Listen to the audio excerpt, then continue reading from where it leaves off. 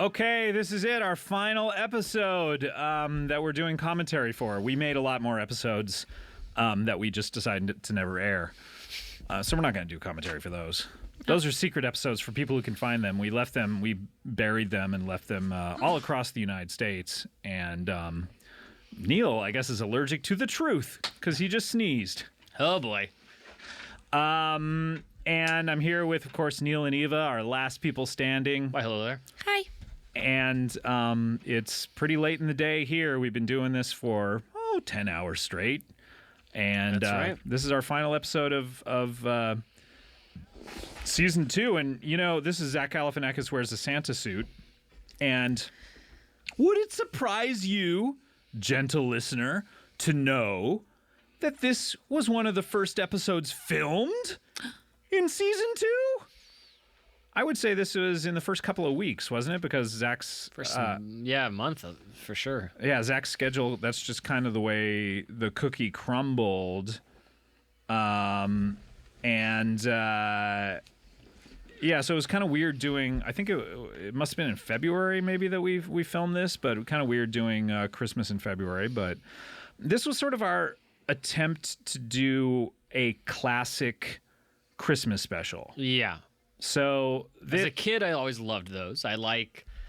Because it sort of seems like even on a lot of shows, they don't even show the seasons. So like a Christmas episode is almost the only time you even see like snow on the ground and stuff. Just things that are kind of give you a different sort of feeling. And I always just liked seeing that. Like a Simpsons or something. They did a bunch of Christmas episodes, but it wasn't like they ever did a lot of stuff where Springfield was snowy. Which is why, Shane Black, writer of Lethal Weapon and, Long Kiss Goodnight and director of Iron Man 3, talks about he always makes his movies Christmas because he sets them during Christmas because most movies are just set in a generic sunny time. Mm-hmm. Yeah. And it gives you a different feeling, and sort of a sentimental feeling. But we sort of, when we learned that we were going to be able to do a Christmas episode, we kind of wanted to do one that sort of harkened back to the classic Christmas specials that we had seen, like Charlie Brown Christmas, Rudolph the Red-Nosed Reindeer, stuff like that, which, is not... When in any TV show that does sort of a Christmas episode, those are the tropes that they sort of work within, but we wanted to do sort of our version of what those were, So we went kind of back and forth on a lot of this stuff. It sort of is a hodgepodge episode where, like, Eva, I know your sketch is the one with the mom and the dad, and that's something you did on stage with a kiss from Daddy. Yeah, Yeah. he said it. This Reggie hidden camera sketch that we're about to see, we were thinking about could be in any episode. Yeah. We made it a Christmas thing. At one point I remember, didn't you write it, Eva? And it was a Christmas Carol thing. And it was when it wasn't in the Christmas episode, I was like, I don't know, the Christmas Carol thing is a little hokey. Yeah. But then when we said, well, it could go in the Christmas episode, we were like, well, yeah, that actually works for it. And then Grumple Gus was also a thing from that Neil had written. From... A kiss from Daddy. So we had little pieces of it, but the plot of it, that was also, wasn't that also something that was done on stage, or was it the bonuses part of it, or was that? No, I think that just came up for the show. Oh, okay. Yeah. So we worked pretty hard on that, and I remember thinking that because I think you and Neil, you and Paul wrote a lot of the plot, didn't you? Yeah. You know what? This actually passed through a lot of different folks and went through a lot of different incarnations. I do think Paul and I, the version that you're seeing, wrote a fair amount of it. Deef started with a lot of it, and there was also, as you may recall, an entire plot about that the devil was sad that it was Christmas. Yeah. And it was about sort of cheering up the devil. Yeah. Well, basically, when it got to me, I thought it was maybe too cynical for what we wanted to do. Like, there was a big subplot about throwing up out of Santa's sleigh onto someone that it was a callback or something. Yeah. And a lot of the sketches ended in a really kind of bummer way. way. I mean, it started, the joke with the devil was something like, he was sad because it's his enemy's birthday. Right. And people are always, they're the least like satanic around Christmas. And so he shows up and he's bummed and he's kind of getting happy about the bonuses or something. And eventually all the devil stuff just got totally cut out. Yeah, basically. And not that being a bummer is really all that bad, but I really felt like I wanted to do a typical Christmas episode that was kind of, weirdly heartwarming in a sense, and that was just something that I thought this might be the only Christmas episode we ever get to do. We were not guaranteed for a third season at this point. And also we knew, it was going to be the finale. It's the season So finale. you don't want to go out if it was the last one ever, or even for the season. You don't want to go out watching that, for a year has been a bummer. And they just see bummed at the end or something. The previous episode was the one where we did this kind of heartwarming tale of how Reggie and I met. And we didn't want to end on this kind of like, oh, Christmas sucks, cynical kind of way. So we did a lot of work on it to kind of make it a little more optimistic and a little more traditionally like a Christmas episode that you would see. That said, I have said, and I still say, that Eva, your sketch is probably the blackest, most disheartening sketch in the entire season. Thank you. That makes me so happy that you said that. And I also have talked about how I fear my parents think that I wrote it and wrote it about them. Oh. And hope that they've never discussed it with me. They've never discussed, hey, what a great episode. They barely ever say they enjoyed anything. They did say, hey, we really love the musical episode. Most of the episodes aren't our cup of tea, but this one we liked. But it's just really a bleak sketch. And that's sweet. No, I'm happy. I played the mom when I did it on stage, and it was a big deal to me actually that Lynn Marie Stewart played the mom and played your mom, because I knew her when I was a kid because she was friends with my parents, and she would do bits with me when I was like 11 years old. So it was super cool. She's also most famously Miss Yvonne in Pee-wee's Playhouse. Yes, I remember. I was watching with a group. We would watch this and the Birthday Boys during the second 10 at a bar every week, and in a sort of a back room and with a big group. And I just remember saying to a group of people, like, "Oh, who is that?" And once that was mentioned, "Oh, that's Miss Yvonne from Pee-wee's Playhouse." People were so excited, like, I can't even. She's really wonderful. I know this is the first time we're seeing my mom. This is the return of my dad, Dave Thomas from SCTV. And we put a lot of thought into who would be my parents. And I really wanted it to sort of reflect the influences of the show.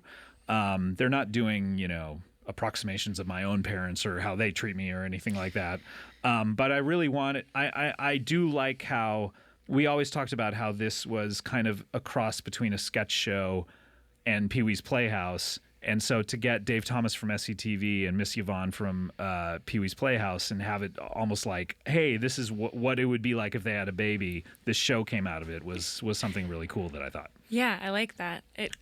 And they're both such great performers too. And yeah. Strike the weird balance of the withholding dad and the overly desperate mother, and it just immediately is so intense when they show up together.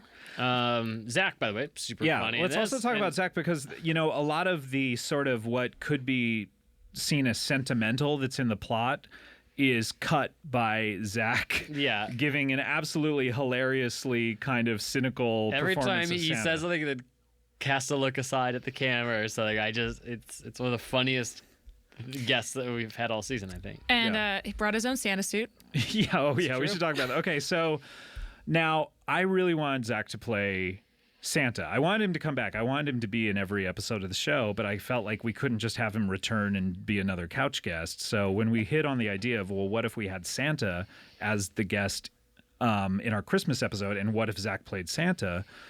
We thought that was so good, but I was very nervous about calling him about it, because if you ever ask a friend of yours to play Santa in something, it's tantamount to saying, hey, you're the fattest person I know. But Zach was so excited to do it. He immediately got back to me and said, yes, I have my own suit. He had this suit made for him to play Santa in something else, and just loves playing Santa. And so he came to it with such energy, and I know a lot of the bits that we talk about in the interview were sort of written for him, but he added a lot to it. Yeah. I mean, I think there are like a few different like 3 or 4 line kind of exchanges we wrote. Like what's your favorite Christmas movie? Yeah, and Batman Returns or Die Hard. Yeah, your lap is crap, and Paul wrote that thing about having a beer in the hot tub. Yeah, which was based on a tweet I think he wrote once. Yeah. But in any case, like, yeah, absolutely one of the best guests of the season, just so funny. And then, adding to the sort of typical tropes we've already seen, A Christmas Carol, and, we have It's a Wonderful Life, is obviously the claymation specials from our youth that we wanted to pay homage to. I mean, obviously Community did a really great episode all in claymation. And, they talk about the old trope of... in a writer's room of like, oh, we can't do that. The Simpsons did it. A lot of what we go through is we can't do that. Community just did it. Because I feel like Community got on the air, I think 1 year before us or 2 years. No, actually more like 3. But anyway, so we're constantly going through that. And so we were like, yeah, we know Community just did a claymation thing. But, and originally it wasn't written to be a claymation thing. This was done on stage. Yeah, we did Neil it on stage. played the elf. And Zach also did the voice of the Santa there for that too, so he was cool enough to sit there after the interview and record those lines and stuff. Yeah, but yeah, I mean, when we were like, can we make this can we make this a claymation thing? We didn't even know if we could, and Dave Page checked into it, and those guys did a great job. This is a Podbuster written by writer's assistant Caroline Anderson, and one of the best Podbusters of the season, I think. Yeah, this really is great. Funny.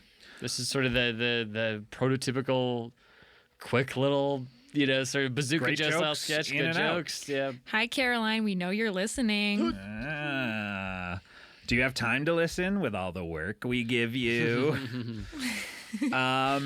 But yeah, this is one of my favorite Podbusters. I love this, and just sweet at the end. That I know was one. I think the one thing that I added to this is the fact that we hug and it turns into a Christmas card. I just really wanted this whole episode to give you like a warm feeling. You know? And the art department again did such a great job decorating the set and. Again, it's February, and when we're doing this, and our costumes. Look at Reggie's sweater. Look at my sweater. Yeah. I can't give him credit for Zach's Santa costume, but I wish I could. But and then look at my parents, how they're dressed. I mean, Lynn Marie Stewart, is just so funny what she's wearing, and and Ben also directed it in this really cool way of when we go into the flashback, it's directed in a rosy glow in some parts of it and in a really stark way for the depressing part of it. So this is a really funny part when Zach threatens to withhold toys from the entire crew if he doesn't get his bonus. Yeah. Which, by the way, I think it was. I don't think that was written. No, it wasn't. No, it was improvised, and we know he's going to have a threat, and he takes a really long pause, and everyone in the studio is waiting. What's he going to say? What's he going to say? Is he trying to think of something, or is he just deliberately pausing? Here it is.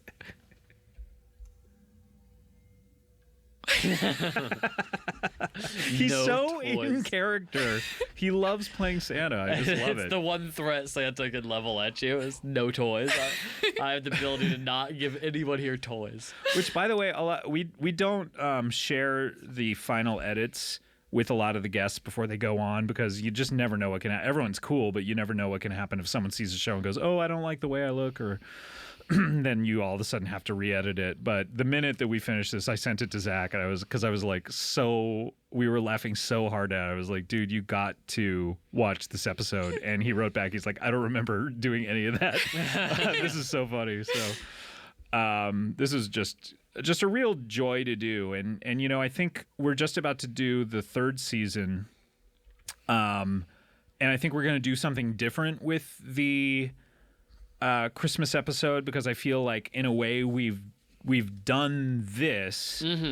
In a way, it's a lot like doing now that we're doing multiple seasons and multiple Christmas episodes. It's a lot like doing, I don't know, like the Doctor Who Christmas specials. It's like, well, how do you come up with a new thing to say about Christmas, or how do you come up with a new thing to say about Halloween or whatever. But so I think we're doing something kind of tonally very different. Yeah. And But still, it's like, or a new thing to say about what television says about Christmas. Yeah. But this was our shot at doing the very typical sentimental Christmas is a time for love and togetherness while still doing it in our way that doesn't seem treacly, I hope. Yeah. I don't know. You're probably listening to this going, hey, asshole, this Wait, episode sucks. Have you been recording commentary for 10 hours? I like that you Scott made the end of this sketch less mean. That was, I think, the one Oh, it was great. note I had was, how did it end originally? Just ended with with her wandering away sad, and it was like, no, you should give her a present. You make her happy. I make her happy, and it was a funny present. You acknowledge her her personality is not being. Yeah, because originally when it just ended that and we cut to commercial, she just wandered away sad. It's just so. I was like, it's so bleak. Let's have some ray of sunshine. Yeah. Dave Thomas, watching him perform, I was so impressed. I mean, obviously he's from SCTV. He knows what he's doing, but it's, you see a lot of people also sort of coming at improv where they sort of, they know the approximation of the lines they're supposed to say, and they kind of like get the attitude, and they're sort of like getting at it, or they make a character choice to make it easier on them to sort of meander around lines a lot, or stumble over words, or like kind of just what I'm doing right now, like not just sort of directly say a line with clear intent, just kind of talking with nothing in your mind of what you're saying. And just watching him and like everything he does, like with the phone, where it's just like everything's such a clear choice. He knew the lines. He just he said like, them verbatim and puts them down. And so I don't know. It was just like watching someone who really is sharp and go, oh yeah, that's what makes comedy better. Is just like it's concise, and he has all this precision and everything, and he just knows the lines. He knows what his intent is with every line. He said something really interesting to me, which was, anytime we have one of these kind of like legends of comedy on the show, your natural inclination is to ask them a ton of questions about their show, So I think this is the second time we'd seen him. I was a little more comfortable around him. I was still calling him Mr. Thomas, and he was still chastising me. But it really was like I was asking him like very specific questions about SCTV because I'd been watching a lot of them recently, and I'd read a big chunk of his book, which is a really good book about it. And he says to me, he goes, he goes, get ready to answer a ton of questions about this show for the next 50 years of your life. Oh, that's a nice thing to say. And he was, really super appreciative of the writing. He talked about how he thought the Three Ghosts thing was really funny. And, so it's just great. One reason I love doing the show is having people like Lynn Marie Stewart and Dave Thomas on that you can kind of pay homage to.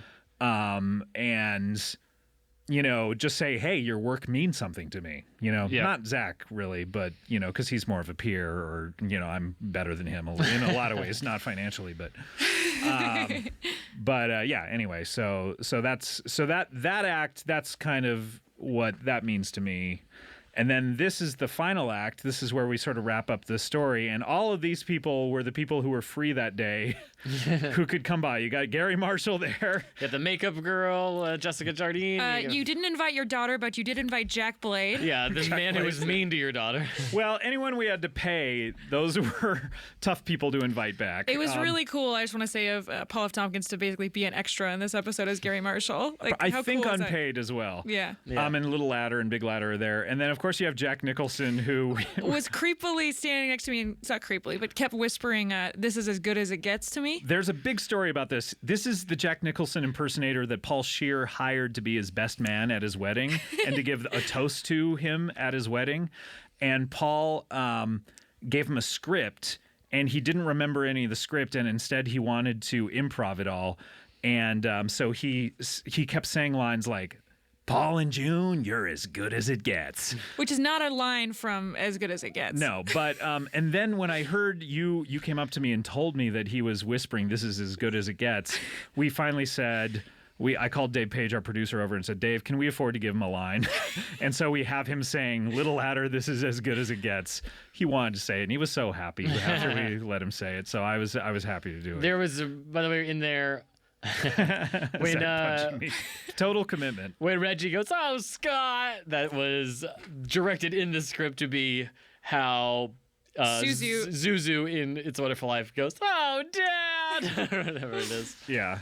So, yeah, most of that was all, and the reason I have sort of a visible 5 o'clock shadow is our homage to It's a Wonderful Life, obviously, one of my favorite movies. And this speech...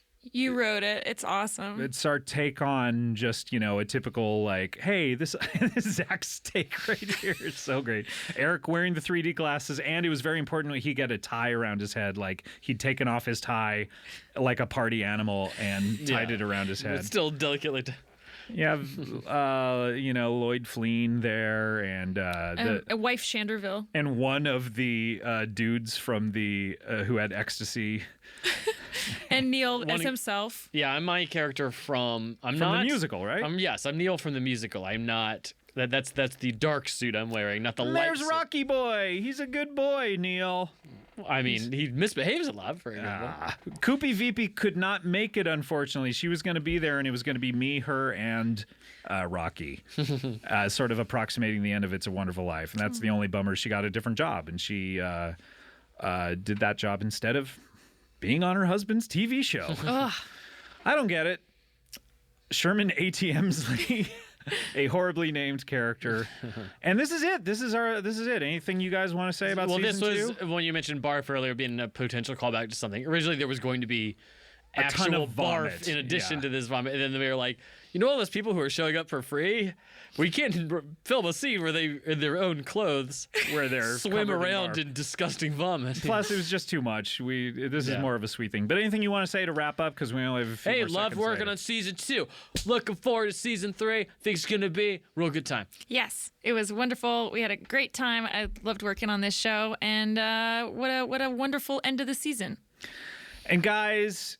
I just want to hype season 3. We're going to do stuff you will never expect. We're going to blow your freaking minds. Actually, it's probably going to be more of this kind of stuff. And thanks for buying the DVD and listening to all this stuff. Or for stealing it. All right, see you next season. Bye.